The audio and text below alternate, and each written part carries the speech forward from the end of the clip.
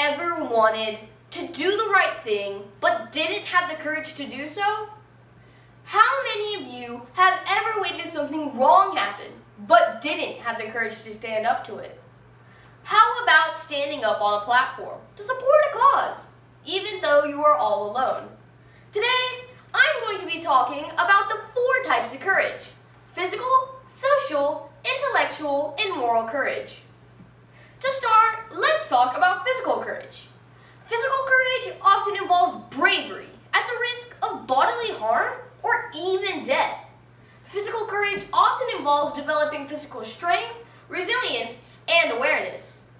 Last year, I had the opportunity to watch the historic SpaceX launch by NASA. Now, even though the 2 astronauts, Doug Hurley and Bob Behnken, had both been in space twice before the launch, they were very aware of the risks involved. Their success is a stoic remembrance of the courage that they had to take to make this the first ever SpaceX mission on American soil. Next is social courage. Social courage often involves taking action and leading others, despite the risk of embarrassment or exclusion, unpopularity or rejection. Now, let's talk about intellectual courage. Intellectual courage speaks to our willingness to engage with challenging ideas, to question our thinking, and to the risk of making mistakes. It means discerning and telling the truth. One of the striking examples that comes to my mind is when I had the opportunity to serve as one of the speakers for the online NASA Destination Space event.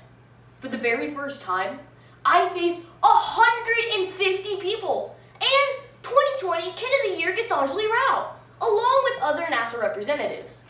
Now, the thought itself seemed nerve-wracking, but I was determined to successfully deliver a speech on Eileen Collins. Now, let's talk about moral courage. Moral courage often involves doing the right thing, specifically when the risk may involve shame, opposition, or disapproval from others. Today, I have talked to you about the 4 types of courage: physical, social, intellectual, and moral courage. Throughout our history, our culture has been filled with stories of courage that still inspire us to be brave. As an American author, Jim Butcher once said, "Courage is learning how to function despite the fear.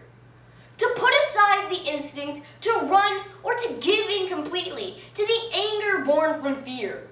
It is about learning how to use both our head and our heart.